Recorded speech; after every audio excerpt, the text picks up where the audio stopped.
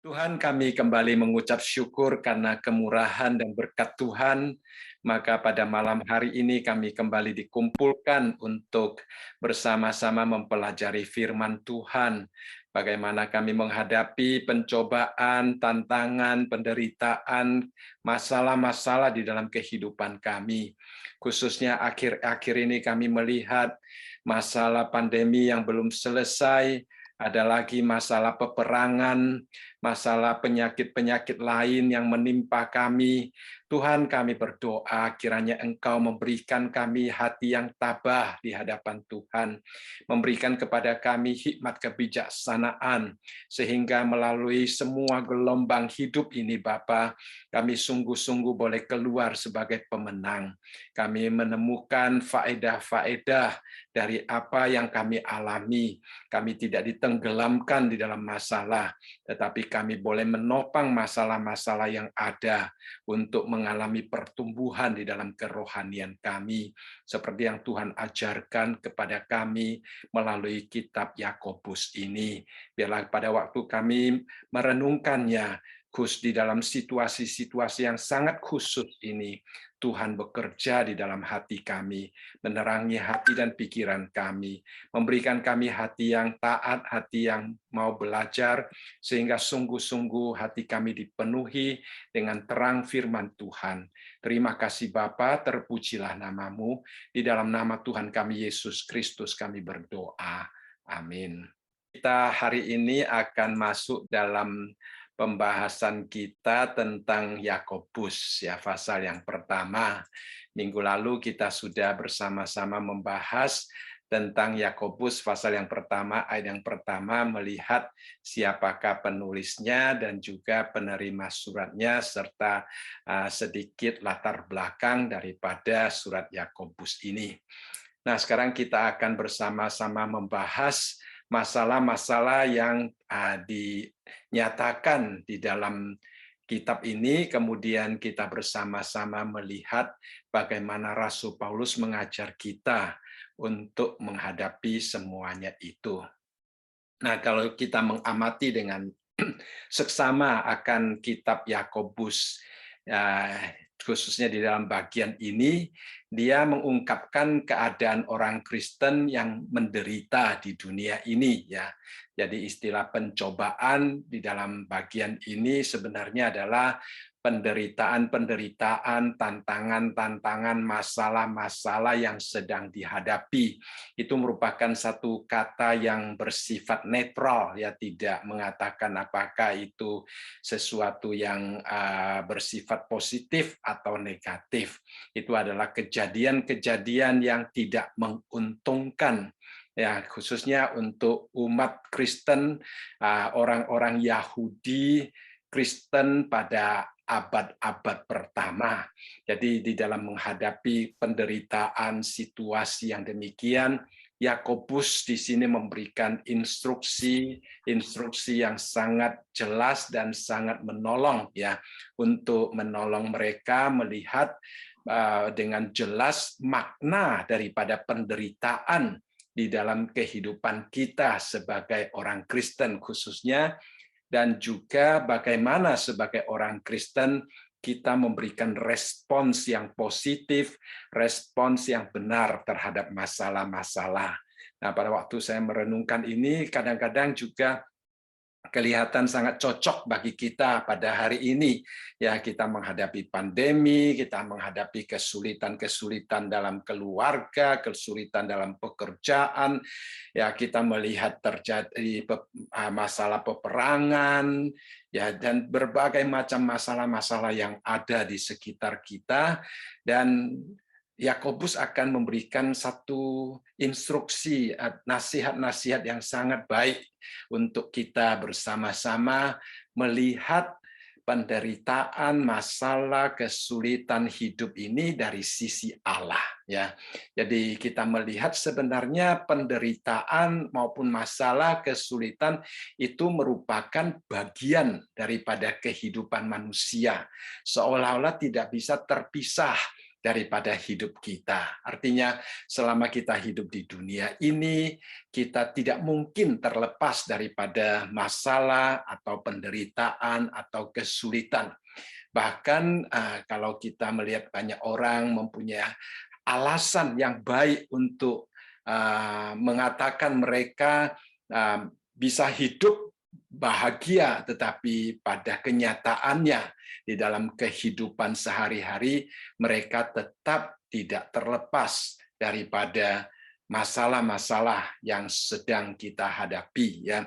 Jadi sekalipun orang yang kelihatannya bahagia sekali, hidupnya tetap banyak sekali masalah yang sedang mereka hadapi, yang harus mereka selesaikan. Jadi masalah-masalah itu sebenarnya merupakan bagian yang tidak dapat terlepas daripada hidup kita. Nah, kalau kita melihat dengan teliti apa yang diajarkan oleh Yakobus, di sini kita akan menemukan bahwa kita tidak perlu surprise atau merasa heran dengan hal-hal yang terjadi di luar dugaan kita, tidak sesuai dengan apa yang kita rencanakan, masalah demi masalah silih berganti muncul dalam kehidupan pribadi, berkeluarga, bermasyarakat. Nah, saudara sekalian, jadi Yakobus ingin menolong kita untuk melihat dengan sangat jelas akan masalah tersebut. Nah, walaupun masalah itu merupakan bagian daripada kehidupan kita, tetapi kita juga melihat bahwa iblis bertujuan lain di dalam masalah tersebut, ya. Iblis ingin kita melalui masalah menggoda kita supaya kita meragukan kasih Allah, supaya kita meragukan kasih daripada pasangan hidup kita, ya. Dia ingin mencerai-beraikan kita, ya, atau dia akan membuat kita saling menuduh, saling menyalahkan, saling mencela satu dengan yang lain. Jadi dengan kata lain, iblis sebenarnya berusaha untuk memakai penderitaan dan kesulitan masalah di dalam kehidupan manusia untuk menimbulkan rasa bersalah di dalam hati kita, khususnya sebagai orang Kristen. Melalui masalah yang timbul, kita jadi tidak dapat berfokus dengan baik untuk pelayanan, sehingga apa yang Tuhan percayakan kepada kita terbengkalai, yaitu yang paling disukai oleh iblis. Ya, bahkan ada orang Kristen yang merasa tidak layak lagi untuk melakukan pekerjaan Tuhan, atau merasa tidak mampu lagi, atau give up, atau burn out, dan sebagainya. Jadi itulah tujuan-tujuan iblis untuk memisahkan kita dengan Tuhan, untuk memisahkan kita dengan orang-orang yang kita kasihi, baik itu anggota keluarga kita maupun teman-teman kita, ataupun untuk mengacaukan pikiran kita sehingga kita tidak dapat berfokus, sehingga kita tidak dapat dengan konsentrasi yang baik melakukan apa yang Tuhan percayakan. Akan tetapi di lain sisi Tuhan juga bisa memakai masalah-masalah yang kita hadapi untuk menguji kita, untuk meningkatkan rahmat-Nya kepada kita, untuk memurnikan iman kita, ya, seperti emas itu kalau ditaruh dimanapun ia tetap emas, dan justru di perapian yang menyala-nyala itu akan membuat emas itu semakin murni. Jadi kita sebagai orang Kristen melihat hal yang demikian, kita tidak perlu takut terhadap masalah, ya. Malah kita bersandar kepada Tuhan, berfokus kepada Tuhan, mengandalkan anugerah Tuhan.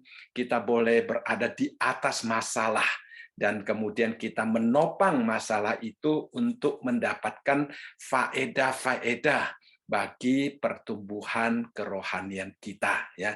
Kita harap agar supaya masalah-masalah itu bukan menimpa kita, bukan membuat kita merasa tidak bisa bernafas lagi, tetapi kita berada di atas masalah, kita boleh memakai masalah itu sebagai batu loncatan bagi kita untuk meloncat lebih tinggi, mendekatkan diri kepada Tuhan. Ya, jadi itu adalah hal-hal yang kita usahakan di dalam kehidupan kita. Jadi Rasul Paulus di dalam ayat yang pertama dikatakan di sini, saudara-saudara anggaplah sebagai suatu kebahagiaan apabila kamu jatuh ke dalam berbagai-bagai pencobaan. Nah, pertama-tama di sini dikatakan bahwa pencobaan itu bukan satu kali sudah selesai, ya, bukan satu macam, tetapi dikatakan di sini berbagai-bagai, berarti bisa berulang-ulang, bisa beraneka macam, itu bisa terjadi di dalam kehidupan kita. Itu adalah masalah-masalah yang kita hadapi. Itulah sebabnya Rasul Paulus juga pernah menasihati kita untuk mempersenjatai diri kita dengan perlengkapan senjata Allah, karena iblis bisa menyerang kita di segala segi, ya. Masalah bisa terjadi di dalam hidup kita dalam segala segi. Itulah sebabnya kita dikatakan di dalam Efesus pasal yang ke-6 ayat yang ke-10 sampai ayat yang ke-20, kita memakai seluruh perlengkapan senjata, ya. Kita berdiri teguh di hadapan Allah, ya, kemudian kaki kita berikat pinggangkan kebenaran, berbaju zirah keadilan. Jadi ikat pinggang, ya, iblis kalau menyerang dari sisi sana, kita mempunyai kebenaran Allah, kita berbaju zirah keadilan, ya. Jadi kalau iblis ingin membuat kita menjadi orang yang mengutamakan diri sendiri, keadilan Allah itu akan bekerja di dalam hidup kita, ya. Kaki kita berkasut kerelaan untuk memberitakan Injil damai sejahtera, dan kemudian kita menggunakan perisai iman kita, ya, kita terima ketopong. Jadi kalau kepala kita, pikiran-pikiran kita diserang, ada firman Tuhan, ada keselamatan Allah, ya, yang boleh menjadi pedang kita, yang boleh menjadi ketopong di atas kepala kita, sehingga kita dapat mengalahkan akan semua masalah-masalah tersebut, ya. Jadi kita sungguh-sungguh perlu untuk belajar akan firman Tuhan supaya perlengkapan senjata ini sungguh-sungguh kita pakai, kita kenakan, sehingga pada waktu serangan-serangan datang, kesulitan-kesulitan, pencobaan-pencobaan, penderitaan datang, kita tidak kebingungan, ya. Kebingungan itu merupakan satu hal yang sangat tidak baik, karena pada waktu kita bingung, kita kehilangan arah, kita tidak tahu bagaimana melangkah, dan kita akan sangat gampang terjerat oleh si jahat. Karena ya seperti tadi saya katakan bahwa istilah pencobaan di dalam bagian ini, ya, itu bukan sesuatu yang negatif atau positif, tetapi bersifat netral, ya. Hanya sayang di dalam bahasa Indonesia diterjemahkan sebagai pencobaan yang kadang-kadang berkonotasi negatif atau seperti yang datangnya dari si jahat, tetapi sebenarnya itu adalah sesuatu kejadian, bisa juga bencana alam, bisa juga perbuatan-perbuatan manusia yang tidak baik, ataupun bisa juga masalah-masalah politik yang mempengaruhi hidup kita, atau masalah penyakit yang mempengaruhi hidup kita. Jadi itu adalah sesuatu yang netral. Nah, bila kita menang atas penderitaan yang kita hadapi, maka nama Tuhan akan mendapatkan kemuliaan melalui pengalaman kita. Tetapi ya seperti yang saya katakan tadi, bahwa iblis selalu ingin memakai pengalaman-pengalaman pahit itu untuk menggoda anak Tuhan, ya, supaya anak-anak Tuhan itu mungkin lebih berpikiran dan berkeinginan hidup materialistis dibandingkan dengan bersandar kepada Tuhan, sehingga bisa juga sampai menyangkal Tuhan, atau kecenderungan untuk tetap hidup dalam hawa nafsu kedagingan, atau tetap membalas kejahatan dengan kejahatan. Kalau masalah penderitaan timbul di dalam hati kita, emosi kita sangat gampang menjadi salah, membuat pikiran kita menjadi salah, memberikan judgment, ya, sehingga kita juga dapat gampang juga untuk mengikuti dorongan emosi yang sangat tidak baik sehingga kita tidak dapat mengampuni orang lain, kita suka membalas kejahatan dengan kejahatan, atau kita berusaha membenarkan diri dan menyalahkan orang lain, ya tidak mau mendengarkan nasihat, menghambat pertumbuhan kerohanian kita. Jadi itu adalah tujuan-tujuan iblis, tetapi tujuan Tuhan memakainya untuk menolong kita. Ya, Rasul Paulus di sini dikatakan bahwa pencobaan itu bisa datang menimpa kita dengan berbagai macam cara, ya, dengan berbagai macam keadaan, dengan berbagai berulang-ulang. Ya. Lalu kemudian di sini Rasul Paulus menunjukkan tentang rahmat Tuhan kepada kita, ya, rahmat Tuhan yang Tuhan berikan kepada kita pada waktu kita menghadapi pencobaan. Ya, rahmat Tuhan yang Tuhan berikan kepada kita pada waktu kita ditekan, pada waktu kita menderita, pada waktu masalah-masalah muncul di dalam kehidupan kita. Nah, kita melihat Rasul Paulus dalam ayat yang pertama di sini dikatakan, anggaplah sebagai suatu kebahagiaan, ya. Jadi anggaplah sebagai suatu kebahagiaan. Jadi kita melihat di sini ada sikap hati yang ada di dalam diri kita, yang merupakan milik kita, yang dapat kita kontrol, dan juga realita hidup di luar, ya, keadaan di luar, suasana di luar, kejadian-kejadian di luar yang tidak dapat kita kontrol. Kadang-kadang kita mencoba mengontrol keadaan di luar dan kita tidak mengontrol keadaan di dalam hati kita, sehingga keadaan di luar yang kembali mengontrol keadaan di dalam hati kita, sehingga emosi kita begitu terpancing dan kita menjadi sasaran si jahat untuk menggenapi tujuan dia. Tetapi kalau seandainya kita mengontrol sikap hati kita, ya bagaimanapun berubahnya keadaan di luar, bagaimanapun menjadi jahatnya kelak keadaan di luar, itu tidak akan dapat mempengaruhi kondisi hati kita. Jadi kita boleh berkata kepada diri kita sendiri, kita boleh mengambil satu keputusan dan berkata, ya, saya mau tetap bahagia di dalam menghadapi tantangan. Ini adalah rahmat yang pertama yang Tuhan berikan kepada kita. Karena kalau kita tidak mengenal Tuhan, kita tidak mempunyai kebahagiaan yang sejati. Kita tidak mempunyai damai yang sejati, ya. Tetapi karena kita adalah anak Tuhan, hidup Kristus ada di dalam diri kita, maka di dalam hati kita mempunyai modal untuk hidup berbahagia. Itu adalah satu hal yang sangat penting yang Tuhan berikan kepada kita. Tetapi kita harus menjaga keadaan hati kita supaya tetap bahagia, ya, supaya dunia luar tidak mempengaruhi kondisi hati kita. Nah, kalau kita tidak berjaga-jaga, mungkin kita akan tenggelam di dalam pikiran yang sedih, putus asa, dan membuat hidup kita kebingungan, kekacauan, di bawah situasi-situasi di luar yang sedang menghimpit kita. Ya.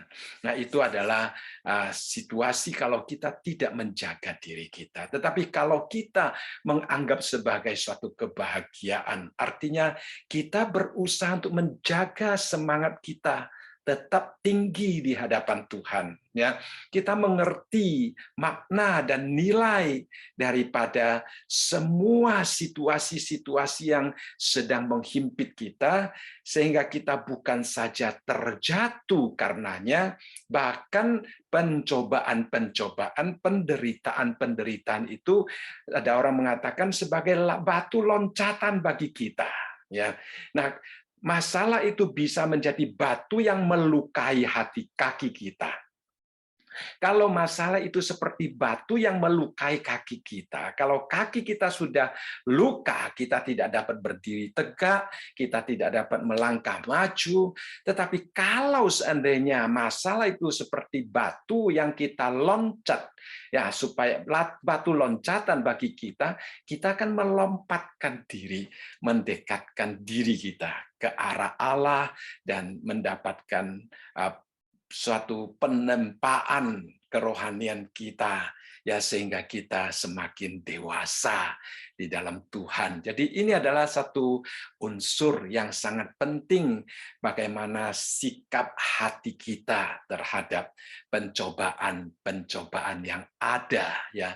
Jadi dengan demikian pencobaan yang kita alami, masalah, kesulitan, penderitaan yang kita alami justru mendatangkan keuntungan bagi pertumbuhan kerohanian kita.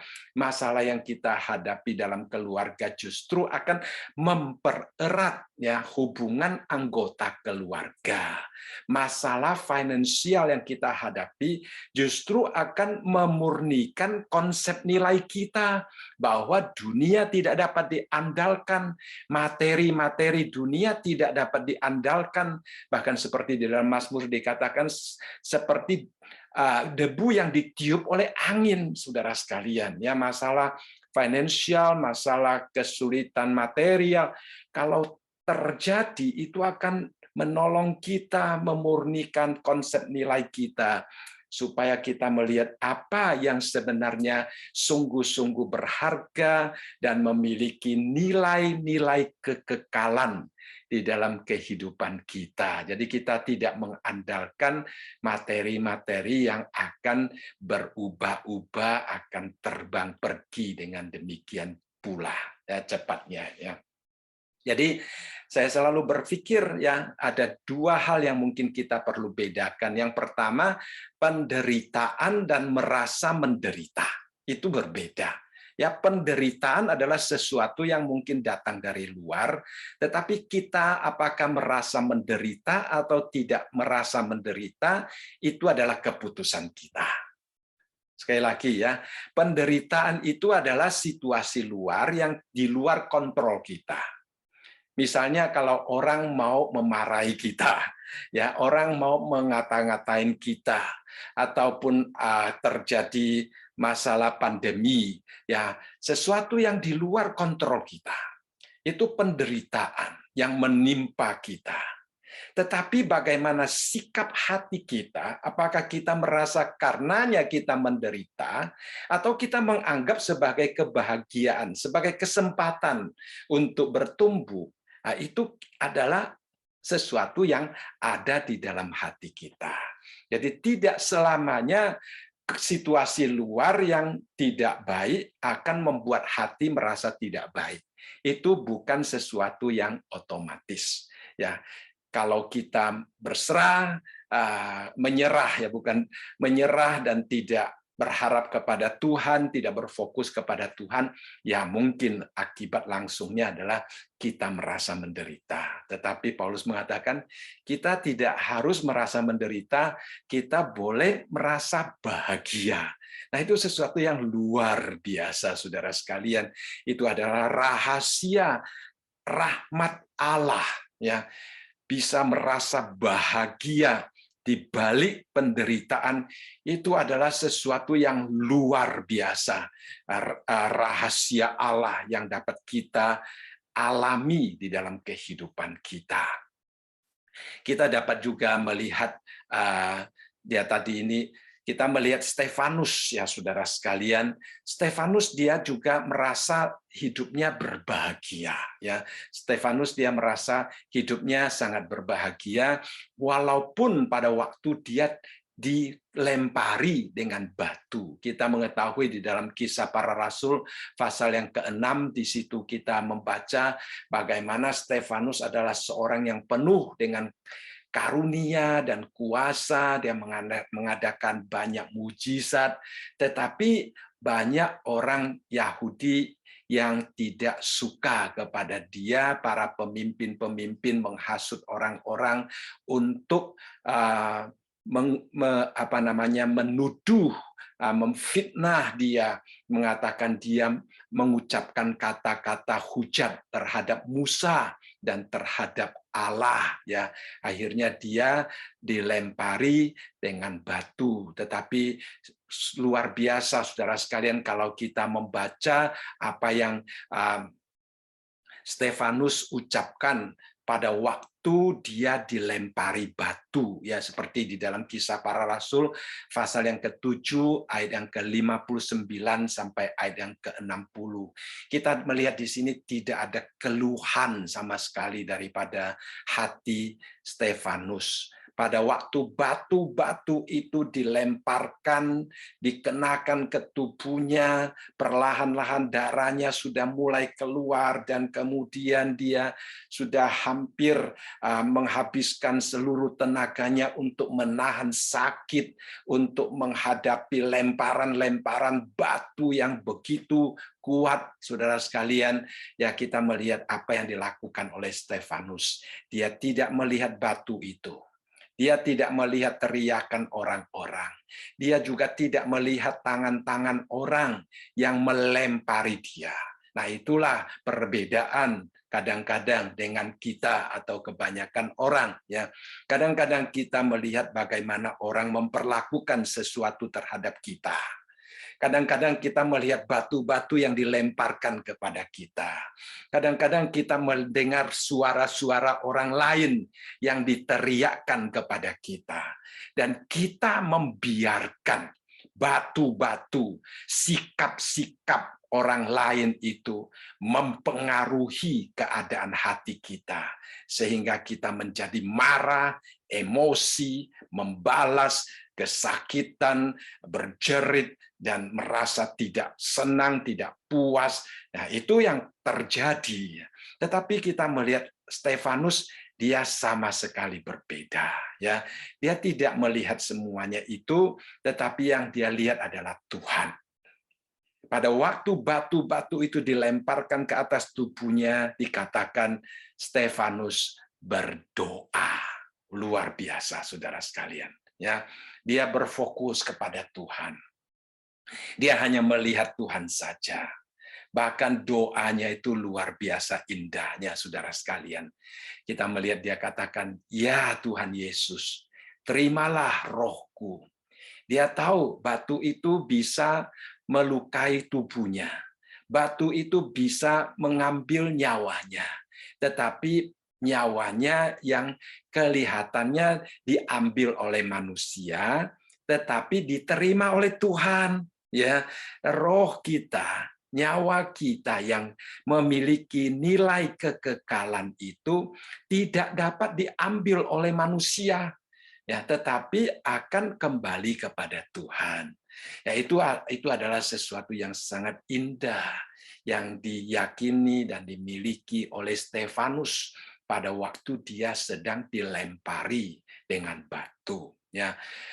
Nah, bukan hanya dia berdoa, "Ya Tuhan Yesus, terimalah rohku."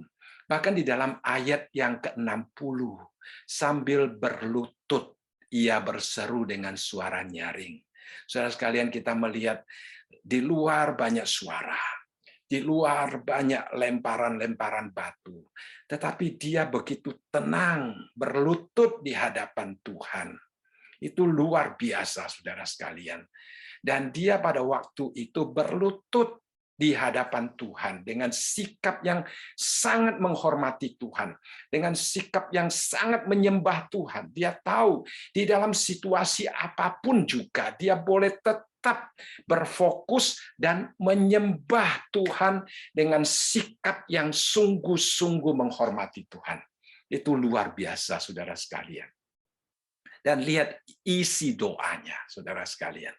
Isi doanya tidak ada kebencian, tidak ada keluhan, tidak ada sungut-sungut. Isi doanya adalah, "Tuhan, janganlah tanggungkan dosa ini kepada mereka." Nah, saudara sekalian, dan dengan perkataan itu, meninggallah ia. Kata-kata yang terakhir dia ucapkan bukan untuk dirinya sendiri. Di tengah-tengah penderitaan, di tengah-tengah siksaan, di tengah-tengah situasi yang tidak menyenangkan, kata-kata terakhir daripada doanya bukan untuk dirinya sendiri, tetapi untuk orang-orang yang sedang berbuat jahat terhadap dia. Minta Tuhan mengampuni mereka. Minta Tuhan mengampuni mereka. Kita melihat ada kebahagiaan yang luar biasa di dalam hati Stefanus di tengah-tengah penderitaan. Dia tetap berbahagia.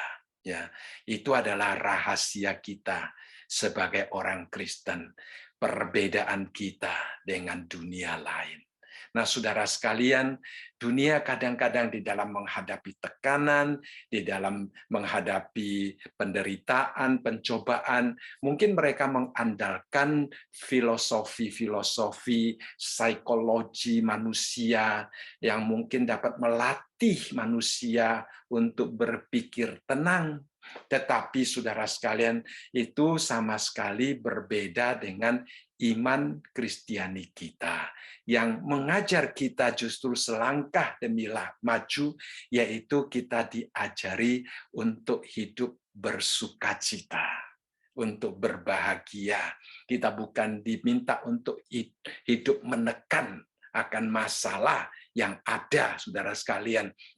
Kalau kita melihat filosofi-filosofi dunia, mereka hanya untuk menekan supaya kelihatannya lama-lama mereka menjadi tidak terlalu peka terhadap masalah-masalah yang ada dan seolah-olah masalah-masalah itu sudah tidak ada. Tetapi sebagai orang Kristen kita tidak demikian, ya. Sebagai orang Kristen kita belajar daripada Tuhan Yesus kita sebagai kepala gereja kita.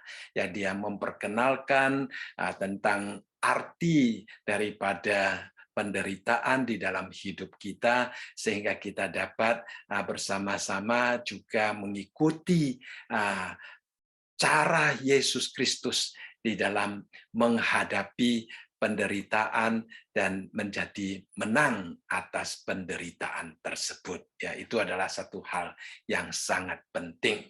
Jadi kita melihat di sini Stefanus memberikan satu contoh yang sangat indah kepada kita dan sehingga kita tidak merasa menderita di tengah-tengah penderitaan.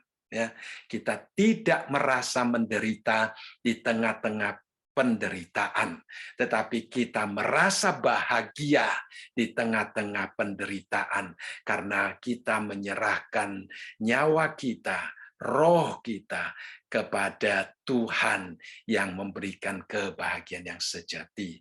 Bahkan kalau kita di tengah-tengah penderitaan dapat meminta Tuhan mengampuni orang yang membuat kita menderita, berarti hati kita sungguh-sungguh tenang dan bahagia. Itu luar biasa, saudara sekalian. Ya, itu yang dicontohkan di sini, sangat luar biasa.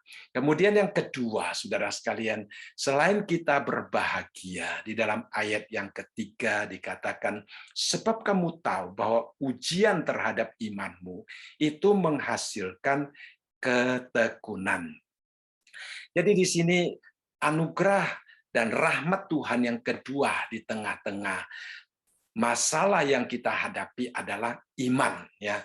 Nah, iman kita sedang diuji, menunjukkan bahwa Tuhan menunjukkan anugerah kepada kita, memberikan kepada iman, dan sekarang iman kita sedang diuji, ya, diuji. Jadi ujian itu sekali lagi bersifat netral, ya. Kalau Tuhan menguji kita supaya kita bertumbuh seperti anak-anak sekolah menghadapi ujian, supaya dia naik kelas, ya, supaya dia dapat memikir ulang, belajar ulang apa yang telah dia pelajari selama di bangku sekolah.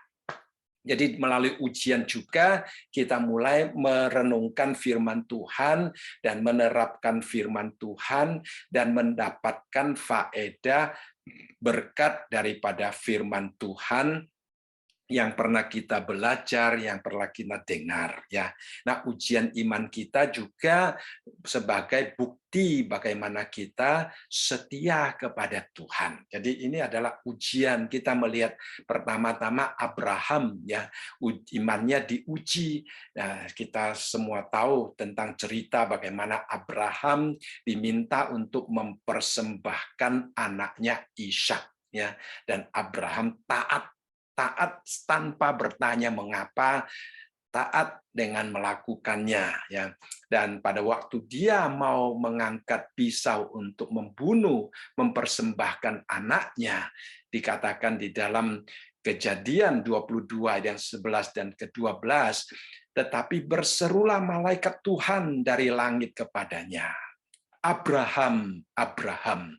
Lalu Abraham menjawab, ya Tuhan.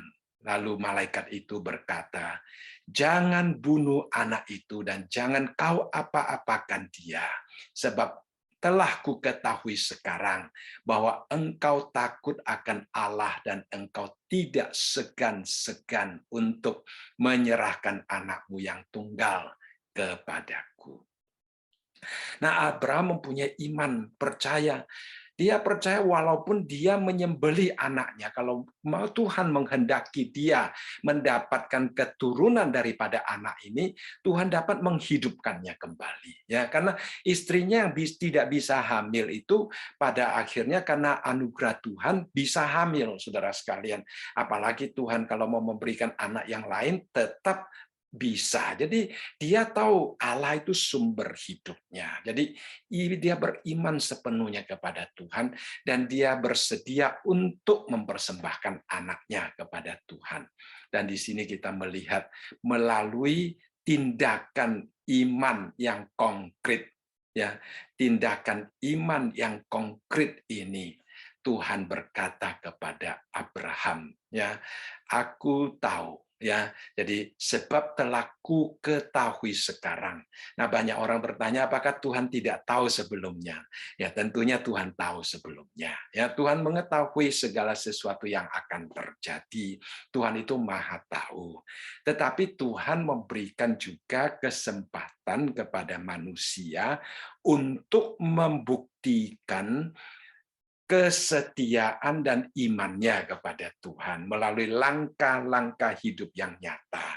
Jadi ini sebenarnya adalah antropomorfis, satu cara mengungkapkan tentang sikap Allah dengan situasi dan keadaan manusia, sehingga dikatakan ku ketahui sekarang, padahal Tuhan sebelumnya juga mengenal Abraham. Ya, dia memilih Abraham karena dia mengenal Abraham. Di lain sisi juga ini menjadi satu catatan, satu kejadian sejarah untuk mendidik kita sebagai orang-orang setelah Abraham, supaya kita dapat mempunyai satu contoh yang konkret tentang bagaimana hidup taat kepada Tuhan di tengah-tengah situasi yang demikian, ya. Jadi ujian itu datang kepada kita, kita jangan takut. Kita melihat Abraham tidak mengeluh, Abraham tidak bingung, tetapi dia dengan tidak segan-segan menyerahkan anaknya kepada Tuhan, dan penyerahan itu diterima oleh Tuhan, ya. Jadi itu adalah tujuan Tuhan, tetapi tujuan iblis yang seperti saya katakan itu berbeda, ya. Tujuan iblis itu berbeda. Jadi iblis datang untuk mencobai Ayub, dia ingin menjatuhkan Ayub. Ya, dia ingin menjatuhkan Ayub, tetapi Tuhan justru memakai situasi tersebut untuk membuktikan bahwa Ayub itu adalah seorang yang setia kepada Tuhan. Kita tahu pada waktu Ayub kehilangan segala sesuatu, dia masih berkata bahwa Tuhan yang memberi, Tuhan yang mengambil kembali. Terpujilah nama Tuhan. Ya, setelah itu iblis masih tidak mau menyerah. Dia datang lagi dan berkata, kulit ganti kulit. Orang akan memberikan segala yang dia punyainya ganti nyawanya. Tetapi ulurkanlah tanganmu dan jamalah tulang dan dagingnya. ia pasti mengutuk engkau di hadapanmu, ya. Tapi pada akhirnya kita melihat Ayub tetap menang, cuma sayangnya istrinya yang kalah kelihatannya, ya. Kita melihat di dalam ayat yang ke-9, istrinya berkata kepada Ayub, ya, masih bertekunkah? Jadi berarti Ayub tetap bertekun di tengah-tengah penderitaan yang begitu keras yang dia hadapi. Dia tetap bertekun. Nah, istrinya yang datang dan berkata, masih bertekunkah engkau dalam kesalehanmu? Kutukilah Allahmu dan matilah. Tetapi ayat selanjutnya kita tahu bahwa Ayub tidak melakukannya, yang bahkan menegur istrinya karena tidak beriman kepada Tuhan. Jadi di sini kita melihat Ayub di tengah-tengah penderitaan, dia tetap berfokus kepada Tuhan. Bahkan pada akhirnya dari pencobaan di dalam pasal yang terakhir kita melihat Ayub diberkati dengan 2 kali lipat, ya, dia mempunyai 10 anak di surga dan kemudian 10 anak di dunia. Ya, bahkan dikatakan anak-anak putrinya adalah anak-anak yang tercantik di dunia, saudara sekalian. Sungguh luar biasa, dia menang atas pencobaan dan dia mengalami karya dan campur tangan Tuhan, ya. Kemudian kita juga melihat kesetiaan Daniel diuji, ya. Daniel diuji, kita tahu bahwa Daniel pada waktu itu dilarang untuk beribadah dan berdoa kepada Tuhan, ya. Tetapi Daniel tetap dengan setia, ya, untuk berdoa kepada Tuhan, ya. Nah, walaupun Raja Darius pada waktu itu tidak tega, tetapi dia tetap karena dorongan, karena tekanan daripada orang-orang waktu itu, akhirnya dia mengeluarkan surat tersebut. Akhirnya pada waktu dia dimasukkan ke dalam lubang singa, saudara sekalian, kita tahu bahwa raja itu sangat sedih, ya. Tetapi kita melihat apa yang dikatakan oleh Daniel pada waktu raja datang untuk menjenguk dia, ya. Dia katakan, Allahku telah mengutus malaikatnya untuk mengatupkan mulut singa-singa itu sehingga mereka tidak mengapa-apakan aku, karena ternyata aku tak bersalah di hadapannya, tetapi juga terhadap tuanku, ya raja, aku tidak melakukan kejahatan. Nah, kalau Daniel pada waktu membaca surat larangan untuk berdoa dan dia berhenti berdoa, dia tidak mempunyai pengalaman rohani yang begitu indah, yang tidak pernah ada sebelumnya dan tidak akan terjadi sesudah itu. Pengalaman satu-satunya berada di tengah-tengah singa yang biasanya melihat orang belum sempat sampai dilempar ke tanah sudah diterkam, saudara sekalian. Tetapi dia boleh mendapatkan singa-singa menemani dia. Nah, itu sesuatu yang luar biasa, saudara sekalian, ya. Itu pengalaman yang luar biasa yang dapat menolong kita untuk semakin mengenal akan Allah kita. Jadi Daniel, dia dengan sikap yang taat kepada Tuhan, dengan sikap yang teguh menghadapi pencobaan dan tantangan dan kesulitan, penganiayaan, akhirnya dia keluar sebagai pemenang, mempunyai pengalaman yang luar biasa.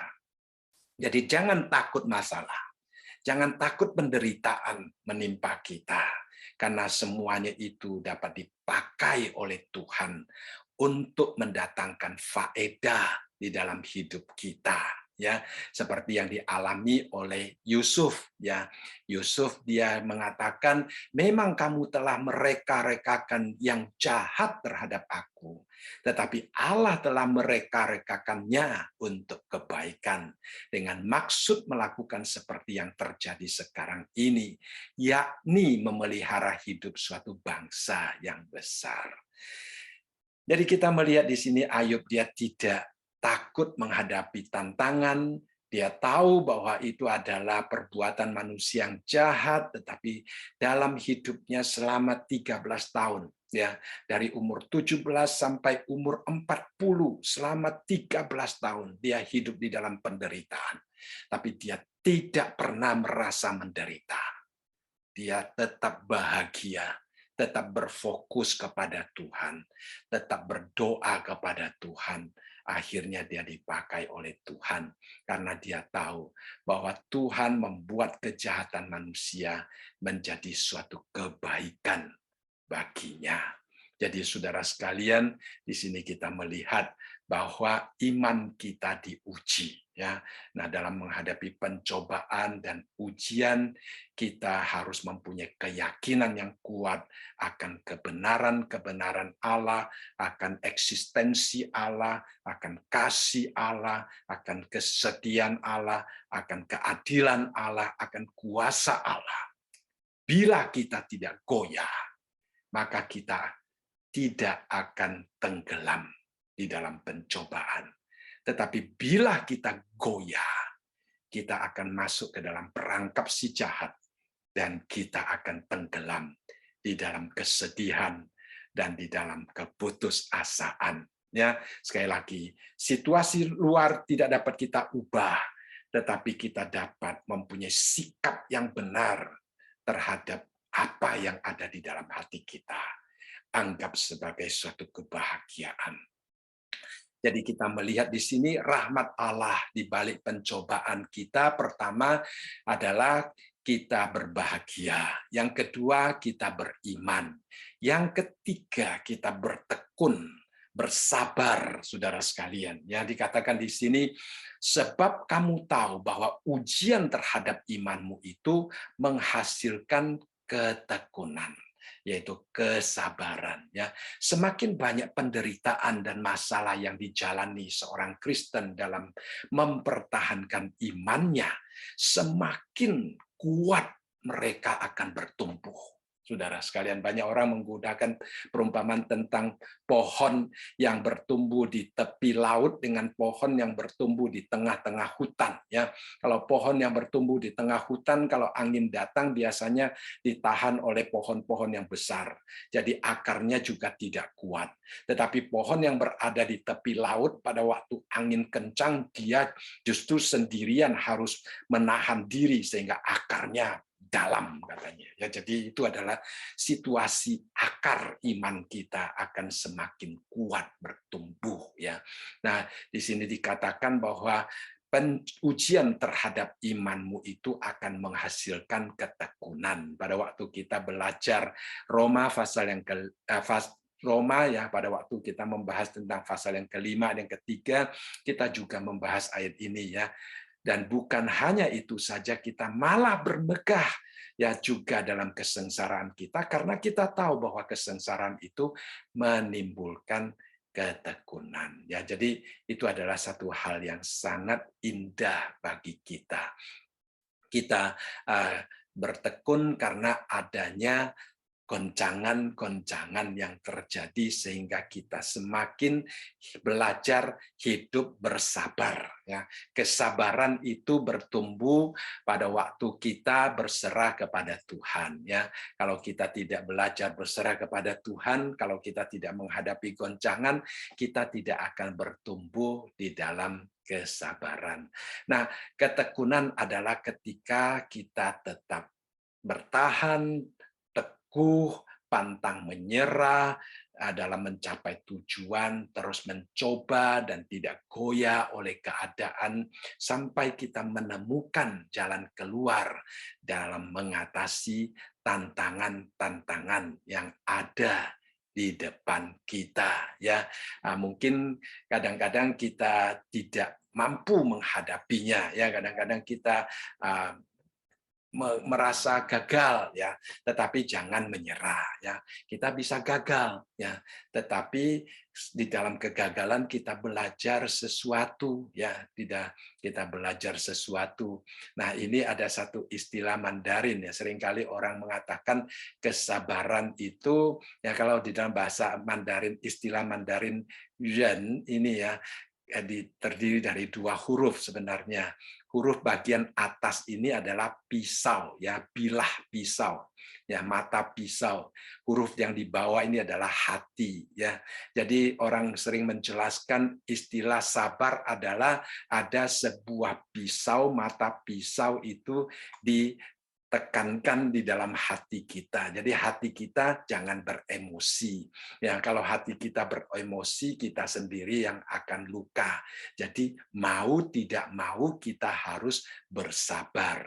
Nah, ini adalah konsep kesabaran dunia, ya, kita menahan, akhirnya kita juga mendengar istilah "忍无可忍", ya, bersabar sampai tidak dapat bersabar lagi. Nah, saudara sekalian, ya, nah, dengan kekuatan manusia kita mungkin bersabar sampai tidak dapat bersabar lagi, karena kesabaran manusia itu ada batasnya.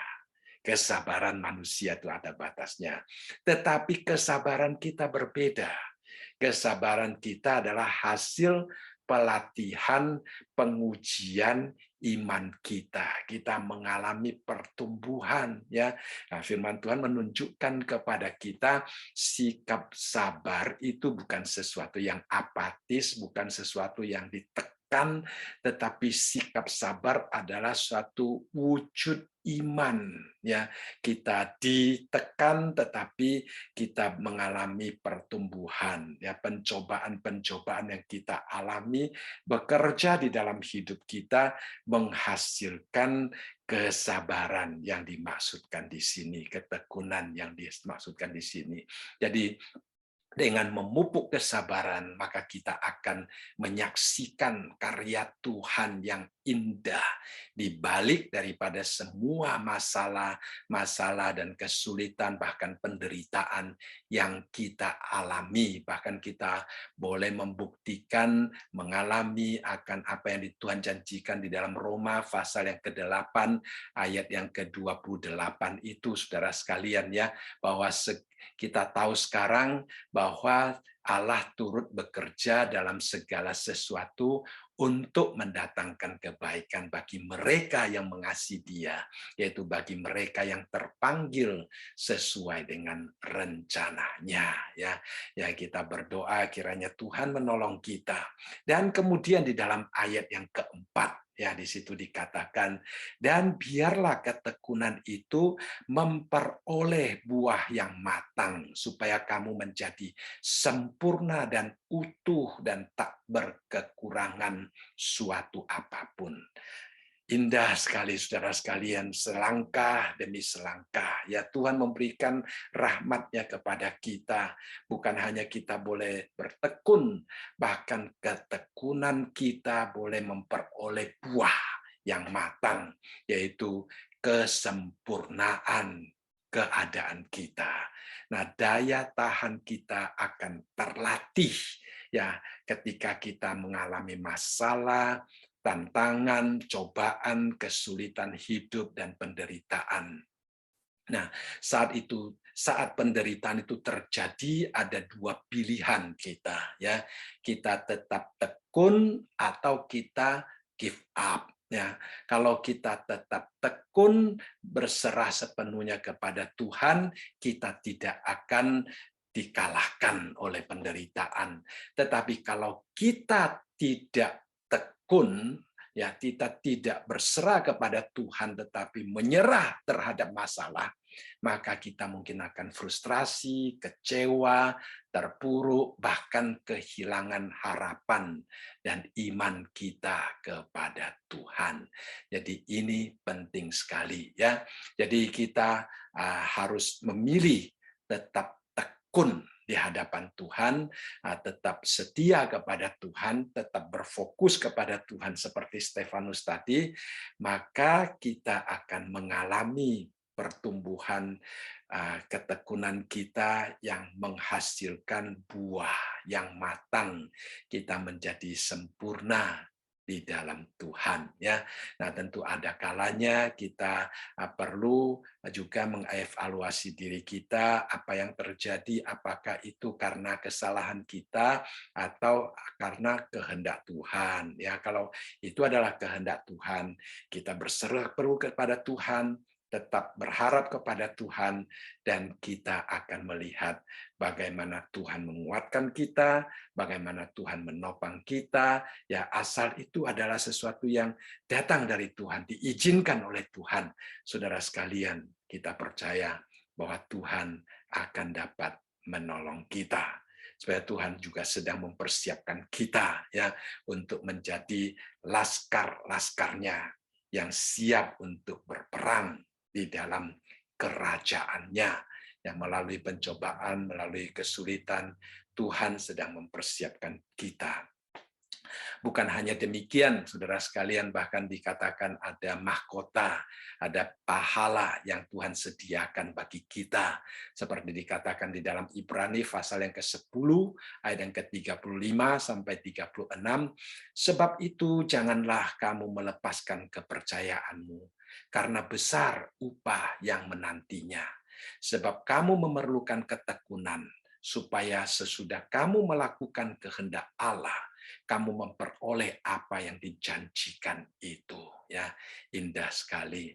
Ini adalah prinsip Tuhan di dalam Dia membentuk kita, menempa kita, mengizinkan masalah terjadi di dalam hidup kita supaya kita tidak menyerah, bahkan kita tidak melepaskan kepercayaan kita, tidak melepaskan akan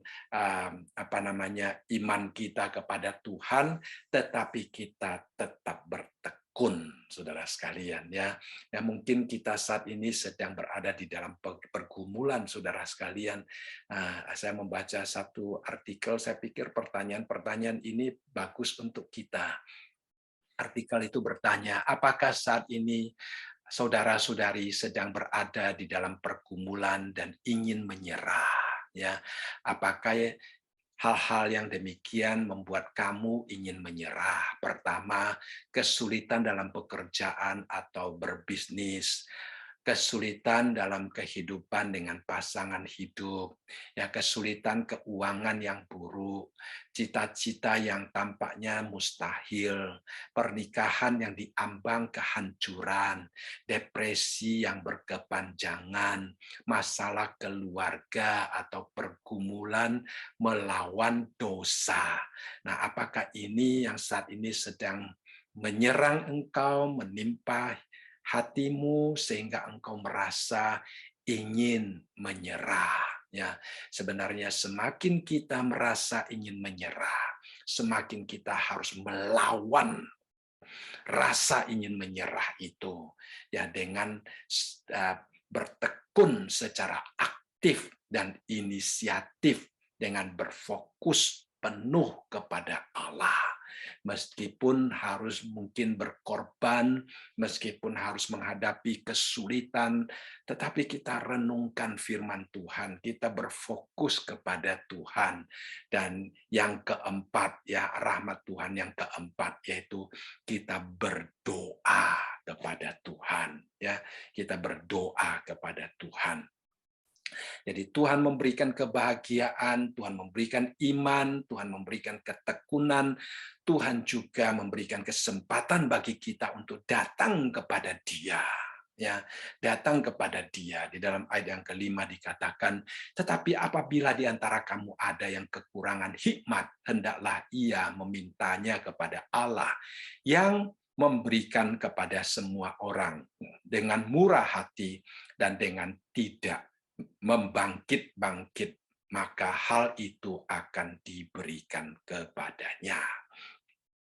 Jadi kita melihat di dalam ayat yang kelima, ya, anugerah yang Tuhan berikan kepada kita adalah kita boleh datang kepada Dia, berdoa. Dan isi doanya itu apa, saudara sekalian? Isi doanya adalah meminta hikmat. Ya, jadi kita seharusnya tidak terlalu banyak berdoa untuk menghilangkan penderitaan, tetapi justru kita berdoa meminta kebijaksanaan untuk memanfaatkan menempatkan penderitaan dengan benar. Ya, dan siapa yang selalu meminta hikmat, meminta kebijaksanaan, maka kita akan mengetahui bagaimana kita tetap mengatur emosi kita dengan baik, mengatur ketenangan hati kita dengan baik, tetap mengatur iman kita kepada Tuhan, sehingga kita mengalami peneguhan akan kesabaran, ketekunan kita, sehingga kita tetap bersemangat di dalam menghadapi dan menyelesaikan masalah-masalah yang terjadi di dalam hidup kita. Jadi dalam menghadapi masa-masa sulit, kita perlu hikmat daripada Tuhan. Ya, itu penting sekali. Jadi kita boleh berdoa, meminta hikmat.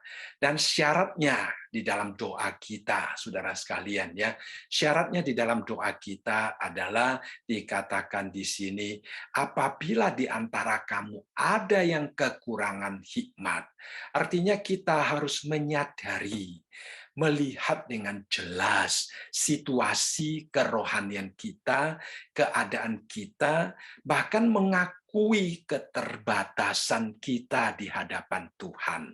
Itu penting, saudara sekalian. Kadang-kadang kita masih menganggap saya mampu. Ya, kalau kita menganggap kita mampu, Tuhan tidak dapat bekerja di dalam hidup kita. Sampai kita sungguh-sungguh berserah total kepada Tuhan. Ya, kalau kita tidak berserah total, Tuhan tidak bekerja di dalam hidup kita. Tuhan Yesus pernah berkata, ya, bahwa di dalam Markus pasal yang kedua, ya, kita tahu pada waktu itu ada orang-orang Farisi yang melihat Tuhan Yesus makan dengan pemungut cukai dan orang berdosa.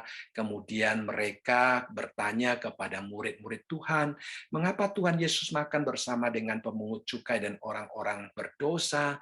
Jadi Tuhan Yesus mengetahui, mendengarnya, kemudian berkata, bukan orang sehat yang memerlukan tabib, ya, tetapi orang sakit. Aku datang bukan untuk memanggil orang benar, melainkan orang berdosa. Nah, kalau orang sakit tidak tahu kalau dia sakit, dia juga tidak datang kepada tabib. Ya. Kalau orang berdosa tidak menganggap dirinya berdosa, dia juga tidak datang kepada Tuhan Yesus. Orang Farisi menganggap dirinya tidak perlu Tuhan Yesus, sehingga dia tidak datang. Hanya pemungut cukai, orang-orang berdosa, mereka menyadarinya. Kemudian dia datang. Nah, demikian juga dengan prinsip hikmat kita yang kita perlukan. Ya. Kalau di antara kita tidak merasakan kita kekurangan hikmat, maka kita tidak akan datang memintanya kepada Tuhan. Kalau kita tidak datang memintanya kepada Tuhan, kita tidak akan menerimanya. Jadi kembali syaratnya adalah kesadaran bahwa aku kekurangan hikmat dan aku membutuhkan hikmat daripada Tuhan. Nah, dan kemudian kita melihat dorongan atau jaminan yang indah yang Tuhan berikan kepada kita, ya. Jaminan yang Tuhan berikan kepada kita, kalimat ini mengatakan yang memberikan kepada semua orang dengan murah hati dan dengan tidak membangkit-bangkit.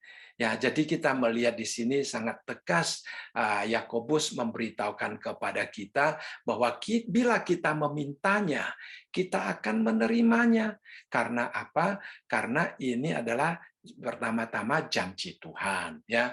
Tuhan memberikan janji bahwa Dia akan memberikannya. Di sini menunjukkan dua sifat Tuhan yang sangat indah, ya. Yang pertama-tama dikatakan Tuhan memberi dengan murah hati. Tuhan adalah sumber daripada hikmat dan Dia berkenan untuk memberikannya kepada orang-orang yang meminta. Kalau kita meminta hikmat, Tuhan tidak akan menolak. Tuhan tidak akan mengusir kita, tetapi Dia akan memberikannya, ya. Karena Dia adalah sumber hikmat, maka bagaimanapun, berapa banyak pun yang kita perlukan, Tuhan akan memberikannya. Wah, luar biasa, ya. Ini adalah jaminan bagi kita, saudara sekalian. Tuhan bukan hanya murah hati, bahkan di sini dikatakan tidak membangkit-bangkit. Nah, tidak membangkit-bangkit kalau baca bahasa Indonesia memang agak kurang jelas, ya. Apa artinya tidak membangkit-bangkit? Sebenarnya tidak membangkit-bangkit artinya tidak menegur kita, tidak mengkritik kita, tidak mencela kita. Artinya apa, saudara sekalian?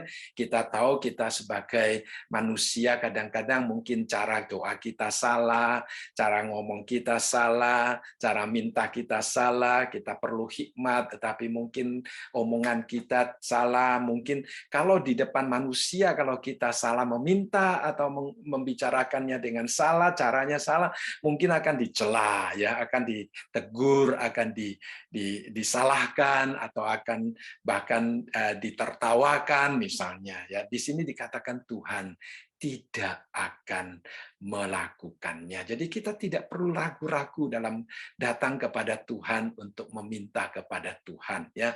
Asal ada hati mau meminta, Tuhan pasti memberikannya. Dengan cara bagaimanapun kita meminta, Tuhan pasti memberikannya karena Dia bermurah hati dan Dia akan memberikannya dengan tidak membangkit-bangkit. Yang dikatakan, maka hal itu akan diberikannya.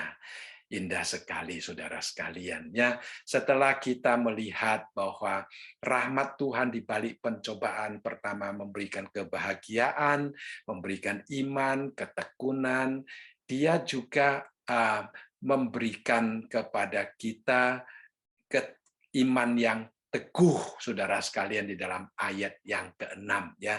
Iman yang tidak goyah. Jadi kita bukan hanya iman kita diuji, tetapi iman kita adalah iman yang goyah. Ya, kita boleh meminta kepada Tuhan untuk memberikannya. Dikatakan di sini, hendaklah ia memintanya dengan dalam iman dan sama sekali jangan bimbang. Sebab orang yang bimbang sama dengan gelombang laut yang diombang-ambingkan kian kemari oleh angin. Jadi di sini dikatakan janji daripada Tuhan itu adalah pasti, ya, dan Tuhan akan memberikan hikmat kepada setiap orang yang memberikannya. Ini adalah sesuatu yang pasti.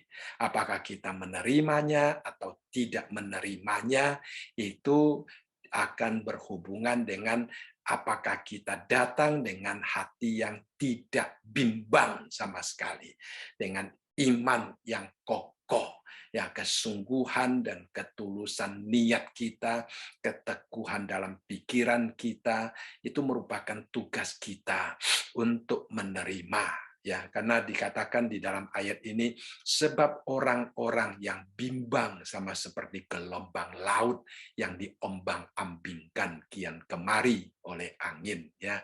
Ya, kita harus mempunyai pikiran yang terpusat pada Tuhan, ya. Dan kemudian kita harus yakin Tuhan itu baik dan dapat memberikan kepada kita. Jangan sampai kita seperti di sini dikatakan terombang-ambing, ya, iman kita naik turun. Sebentar percaya, sebentar jatuh karena tidak percaya, percaya lagi tidak percaya. Itu kalau kita demikian, saudara sekalian, di dalam ayat yang ke-7 dikatakan, orang yang demikian jangan mengira bahwa ia akan menerima sesuatu dari Tuhan. Ya, kalau kita bimbang, ya, kita tidak akan menerima apa-apa. Kita tidak akan mendapatkan berkat, tidak akan diberikan hikmat karena kita kurang percaya. Kemudian di dalam ayat yang ke-8 dikatakan, sebab orang yang mendua hati tidak akan tenang dalam hidupnya.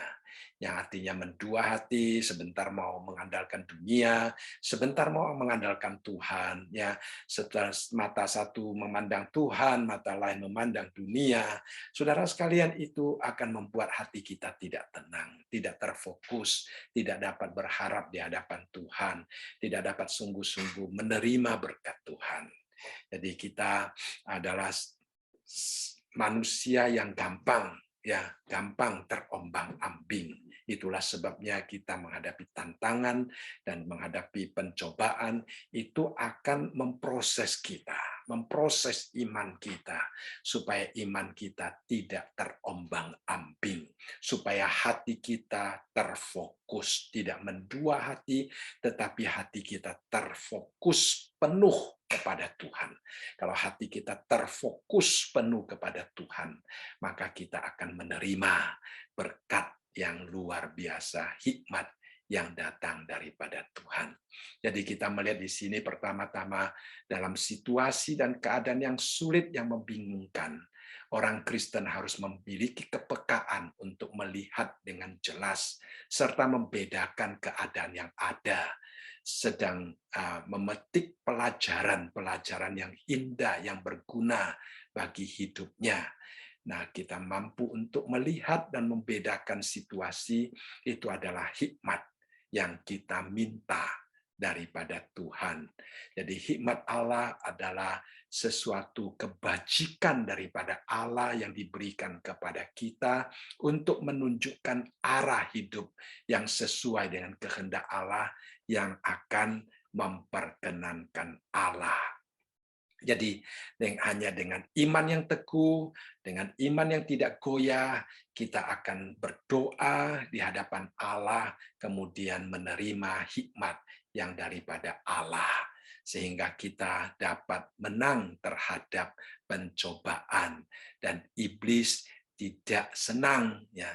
Iblis mencoba untuk memakai segala sesuatu untuk menghancurkan kita, tetapi Allah dengan hikmatnya memakai segala sesuatu untuk membangun dan untuk melengkapi kita. Ya, jadi kita bersyukur pencobaan walaupun merupakan bagian daripada hidup kita, selama hidup di dunia kita tidak akan terlepas daripada penderitaan. Kita tidak akan terlepas daripada bencana.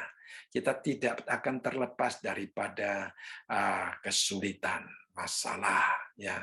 Itu sesuatu yang sudah menjadi bagian hidup kita.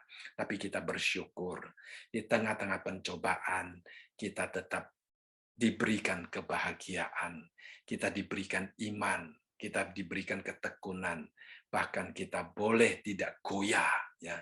Iman kita setelah mengalami pencobaan menjadi iman yang kokoh di hadapan Allah, tidak dapat diombang-ambingkan oleh apapun juga. Ya, kiranya Tuhan memberkati kita, khususnya di dalam masa-masa sulit ini, kita sebagai orang Kristen yang kokoh dan menang di dalam hidup kita. Amin. Tuhan, kami kembali bersyukur untuk belajar Yakobus yang begitu menguatkan kami. Kami sadar bahwa kami hidup dalam berbagai macam tantangan, kesulitan. Kadang-kadang kami seolah-olah terhimpit sampai tidak dapat bernafas karena himpitan itu begitu kuat.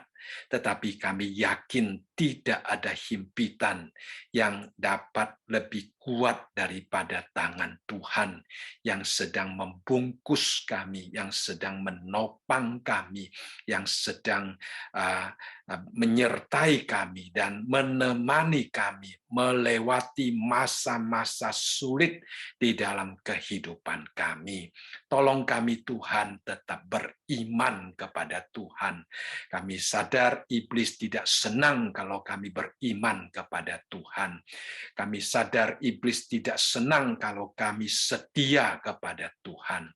Tetapi kiranya Tuhan tetap menopang kami, memberikan kami iman yang teguh, kerendahan hati untuk selalu datang dan meminta hikmat kepada Tuhan, supaya kami dapat mengetahui dan memakai kesempatan-kesempatan masa-masa pencobaan ini sebagai saat-saat yang membawakan faedah bagi pertumbuhan kerohanian kami.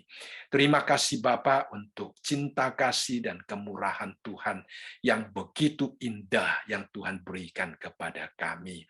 Di dalam nama Tuhan kami Yesus Kristus kami bersyukur. Amin.